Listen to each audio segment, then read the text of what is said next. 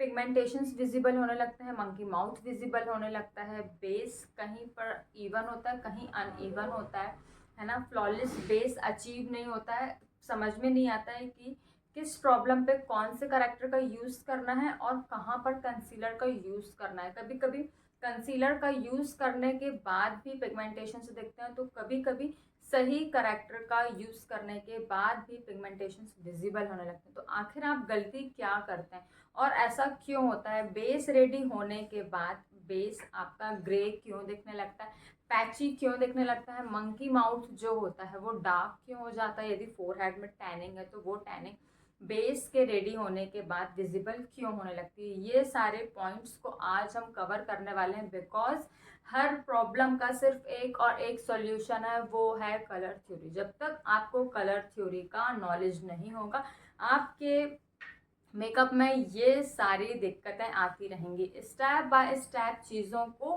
Clear करने के बाद ही आप एक अच्छा लॉन्ग लास्टिंग वाटरप्रूफ और फ्लॉलेस बेस अचीव कर सकते। Hi everyone, this side from Raksha makeovers और एक बार फिर से स्वागत है आप सभी का मेरे यूट्यूब चैनल रक्षा मेकओवर्स पर, जहाँ पर हर ट्यूसडे और थर्सडे हम बात करते हैं makeup, skin, fashion, hair and beauty के बारे में। स्किन को एनालाइज कैसे करना है ये समझ लिया, स्किन को प्रैप कैसे करना है ये भी समझ लिया, इनपरफेक्शंस को हाइड कैसे करना है बट ये अभी तक समझ में नहीं आया। तो इसके लिए हमें क्या करना है? सबसे पहले तो आपको एक चीज़ समझनी है, इनपरफेक्शंस को हाइड करने के लिए प्रॉपर आपको कलर थ्योरी का नॉलेज होना चाहिए। बिकॉज करेक्टर हो या चाहे कंसीलर हो, बहुत ज़्यादा कन्फ्यूज़न होता है कि आपको किस तरीके से एक फ्लॉलेस बेस अचीव करना है। बिकॉज एक फ्लॉलेस और एक इवन स्किन टोन का बेस यदि आप रेडी करना चाहते हैं तो आपको चाहिए कि प्रॉपर कलर थ्योरी का नॉलेज हो। पिगमेंटेशंस विजिबल होने लगते हैं, मंकी माउथ विजिबल होने लगता है, बेस कहीं पर इवन होता है, कहीं अनइवन होता है ना। फ्लॉलेस बेस अचीव नहीं होता है, समझ में नहीं आता है कि किस प्रॉब्लम पे कौन से करेक्टर का यूज़ करना है और कहाँ पर कंसीलर का यूज़ करना है। कभी कभी कंसीलर का यूज़ करने के बाद भी पिगमेंटेशन से दिखते हैं, तो कभी कभी सही करेक्टर का यूज़ करने के बाद भी पिगमेंटेशन विजिबल होने लगते हैं। तो आखिर आप गलती क्या करते हैं और ऐसा क्यों होता है? बेस रेडी होने के बाद बेस आपका ग्रे क्यों दिखने लगता है, पैची क्यों दिखने लगता है, मंकी माउथ जो होता है वो डार्क क्यों हो जाता है, यदि फोरहेड में टैनिंग है तो वो टैनिंग बेस के रेडी होने के बाद विजिबल क्यों होने लगती है, ये सारे पॉइंट्स को आज हम कवर करने वाले हैं। बिकॉज हर प्रॉब्लम का सिर्फ एक और एक सॉल्यूशन है, वो है कलर थ्योरी। जब तक आपको कलर थ्योरी का नॉलेज नहीं होगा, आपके मेकअप में ये सारी दिक्कतें आती रहेंगी। स्टेप बाय स्टेप चीज़ों को क्लियर करने के बाद ही आप एक अच्छा लॉन्ग लास्टिंग वाटरप्रूफ और फ्लॉलेस बेस अचीव कर सकते। So without any delay let's start. तो सबसे पहले आपको ये समझना होगा कि करेक्टर कितने टाइप के होते हैं। मार्केट में इतने सारे ऑरेंज करेक्टर हैं, कुछ में रेडनेस दिखती है तो कुछ में कंप्लीट ऑरेंज का जो टिंट होता है वो दिखता है, कुछ थोड़े से लाइट ऑरेंज होते हैं, कुछ पीचिश ऑरेंज होते हैं। तो ऐसा क्यों होता है और इतने सारे करेक्टर क्यों बनाए हैं, इतने सारे करेक्टर क्यों हैं? बिकॉज हमारे जो फेस में जो प्रॉब्लम्स हैं वो भी आप अलग अलग स्किन टोन को जब देखेंगे तो आपको पता चलेगा कि हर स्किन टोन में अलग अलग प्रॉब्लम होती है। किसी को बहुत ज़्यादा डार्क पिगमेंटेशंस होते हैं तो किसी को कुछ लाइट पिगमेंटेशन होते हैं, किसी को सिर्फ एक्ने मार्क होते हैं, तो किसी किसी को अंडर आई वाला जो पोर्शन होता है वो बहुत ज़्यादा डार्क होता है, तो वहीं पर किसी किसी को हल्का सा थोड़ा सा बस लाइट सा डार्कनेस होती है ना। तो कहाँ पर आपको ऑरेंज करेक्टर का सिलेक्शन करना है, कहाँ पर रेडिश ऑरेंज करेक्टर का सिलेक्शन करना है, ये सारे मेथड जो होते ये सारे कलर शेड्स जो होते हैं ये अलग अलग प्रॉब्लम के हिसाब से सिलेक्ट किए जाते हैं। इट मीन्स कि यदि आपकी प्रॉब्लम पिगमेंटेशन की है और आपको बहुत ज़्यादा पिगमेंटेशन है या आपका बर्थ मार्क बहुत ज़्यादा डार्क है, तो आपको उस कंडीशन में चाहिए कि आप एक रेडिश ऑरेंज करेक्टर का यूज़ करें। बट जस्ट अपोजिट उसका कि आपके फेस में बहुत ही लाइट पिगमेंटेशन की प्रॉब्लम है या सिर्फ कुछ एक्ने मार्क है, तो वहाँ पर हम ऑरेंज करेक्टर का यूज़ नहीं करेंगे। वहाँ हम यूज़ करेंगे स्किन से 2 शेड डार्क कंसीलर का। तो इसे हम अच्छे से थ्योरी में समझेंगे। सबसे पहले मैं आपको डिफरेंट शेड्स के जो ऑरेंज करेक्टर होते हैं उनके बारे में बताऊंगी, फिर उसके बाद हम कलर थ्योरी के बारे में समझेंगे और किस प्रॉब्लम के लिए कौन सा ऑरेंज करेक्टर यूज़ करना है ये भी हम बात करेंगे। मैंने अभी आपको बताया था कि क्लाइंट के स्किन का प्रॉब्लम जितना ज़्यादा डार्क है उतना ही ज़्यादा डार्क आपको ऑरेंज करेक्टर लेना है। इट मीन्स कि यदि क्लाइंट की पिगमेंटेशन डार्क है तो आपको समझना है कि पिगमेंटेशन डार्क उन्हीं स्किन टोन पे होगा जिनका स्किन टोन और अंडर टोन कहीं ना कहीं वार्म हो। स्किन टोन भी उनका थोड़ा सा डार्क होगा। यदि स्किन टोन डार्क है, पिगमेंटेशन की प्रॉब्लम भी डार्क है, तो आपको प्योर ऑरेंज करेक्टर का यूज़ करना है। बट पिगमेंटेशन बहुत ज़्यादा हाईली हैं, बहुत ज़्यादा डार्क स्पॉट्स हैं, बहुत ज़्यादा एक्ने मार्क हैं, और आपने देखा होगा किसी किसी के फेस में बहुत ज़्यादा पिगमेंटेड एंड ब्लैमिशिंग टाइप की हो जाती है और बहुत ज़्यादा स्किन टोन भी डार्क होता है। तो उस कंडीशन में आपको रेडिश ऑरेंज करेक्टर का यूज़ करना है उनके पिगमेंटेशन पे। अब इसके बाद आता है डार्क ऑरेंज करेक्टर। इस टाइप के ऑरेंज करेक्टर का यूज़ आप व्हीटिश स्किन टोन पे कर सकते हो। क्लाइंट का जो स्किन टोन होगा वो क्या होगा, व्हीटिश, मतलब गेहुआ स्किन टोन जिनका होगा उस पर। फिर आता है burnt orange character. Again wheatish skin tone पे आप बर्न्ट ऑरेंज, इस टाइप के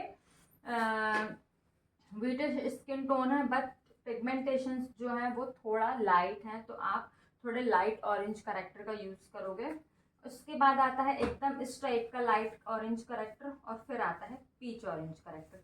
क्लाइंट का स्किन टोन जब बहुत फेयर है या मेरी तरह है तो उनको कभी भी बहुत ज़्यादा हाईली पिगमेंटेशन की प्रॉब्लम नहीं होगी, और हाईली पिगमेंटेशन ना होने की वजह से हम इन टाइप के ऑरेंज करेक्टर का यूज़ नहीं करेंगे। हम जहाँ पर लाइट प्रॉब्लम है वहाँ पर लाइट ऑरेंज करेक्टर का यूज़ करेंगे। अगेन फेयर स्किन टोन है और प्रॉब्लम बहुत ही ज़्यादा मिनिमल है, तो हम इस टाइप के पीच करेक्टर का यूज़ भी कर सकते हैं। इसके बाद सारे कंसीलर के शेड्स आ जाते हैं। कंसीलर के शेड्स के साथ अगेन यही होता है कि क्लाइंट के फेस में इतनी ज़्यादा डार्क प्रॉब्लम नहीं है, क्लाइंट के फेस में इतने ज़्यादा पिगमेंटेशंस नहीं है, ना कि उनका अंडर आई बहुत ज़्यादा डार्क है।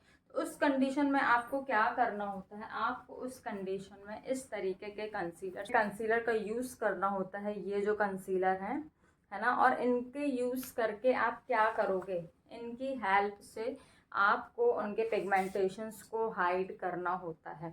आपको हमेशा ध्यान रखना है क्लाइंट का स्किन टोन XYZ जो भी है, मैं सिर्फ फेयर स्किन टोन की बात कर रही हूँ।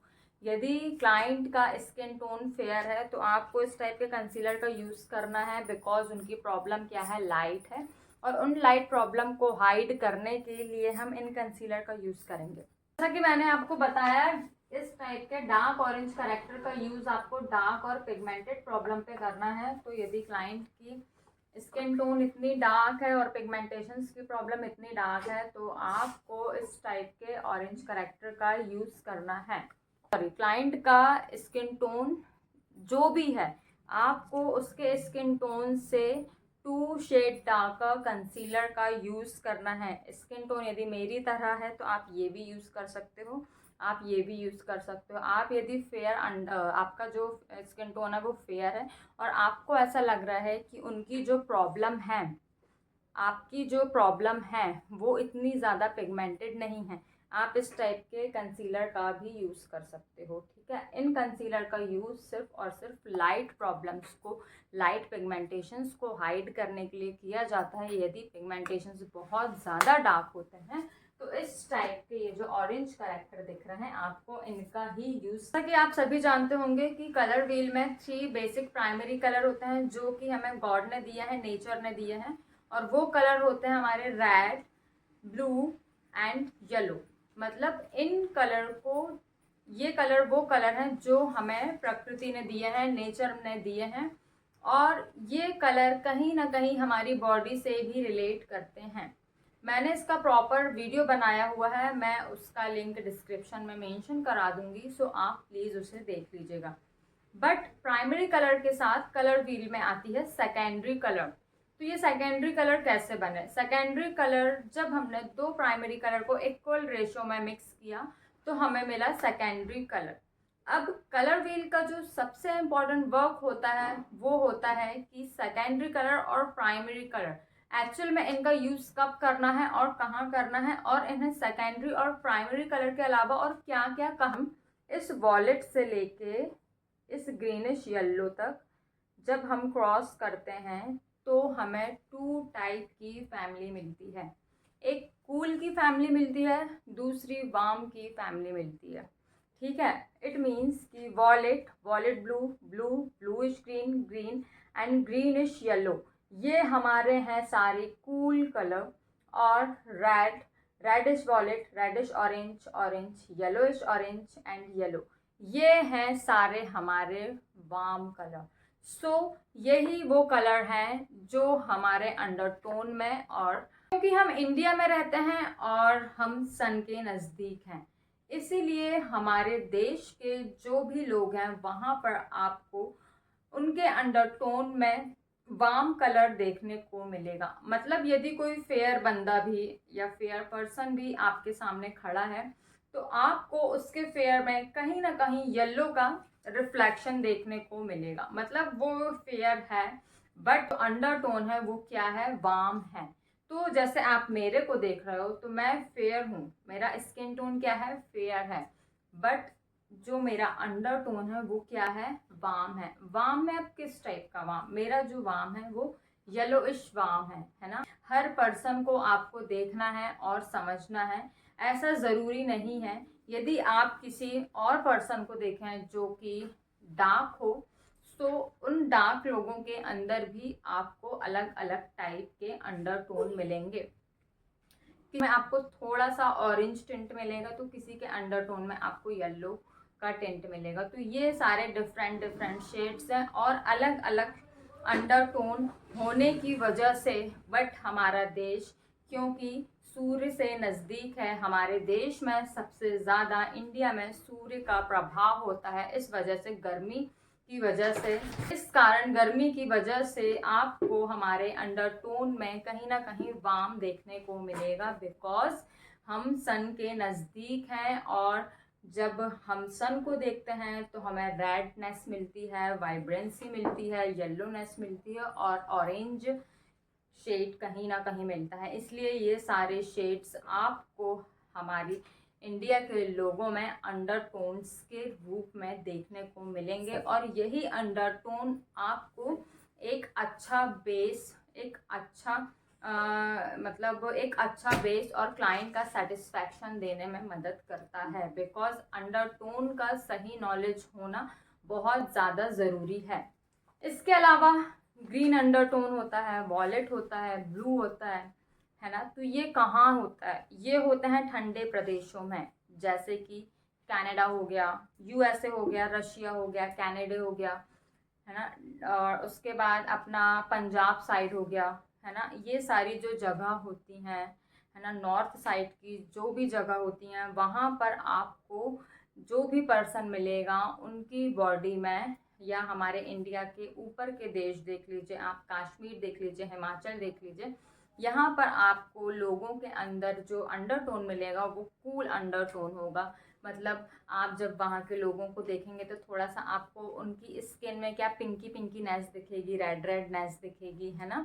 सो यहाँ पर लोगों को जो भी प्रॉब्लम होती है तो उन प्रॉब्लम को हाइड करने के लिए हमें पर्पल करेक्टर का यूज़ करना होता है, बिकॉज यदि ठंडे प्रदेशों के लोगों को आप देखेंगे तो कभी भी उनकी स्किन में आपको डार्क प्रॉब्लम नहीं मिलेगी, उनकी स्किन में आपको येलो प्रॉब्लम मिलेगी। और येलो को जो कलर कट करता है वो है पर्पल। अभी हम इस टॉपिक पे भी आएंगे कि हम किस तरीके से अपने दिमाग में बैठाएं कि किस प्रॉब्लम को कौन सा करेक्टर कट कर रहा है, अभी हम इस पे भी आने वाले हैं। यहाँ पर मैंने कलर व्हील बनाया है, तो red, yellow and blue are primary colour.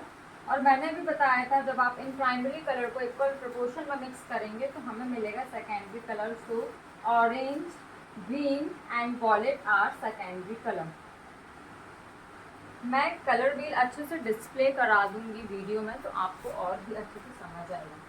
सो आपको हमेशा ध्यान रखना है कि वॉलेट से लेके यहाँ तक मैंने ये लाइन क्रिएट की है, ये सारे हैं हमारे वार्म कलर, वार्म अंडरटोन, और ये सारे हैं violet blue and green are cool undertone. ठीक है, तो पूरी कहानी वॉलेट और पूरी कहानी वार्म एंड कूल अंडरटोन की है।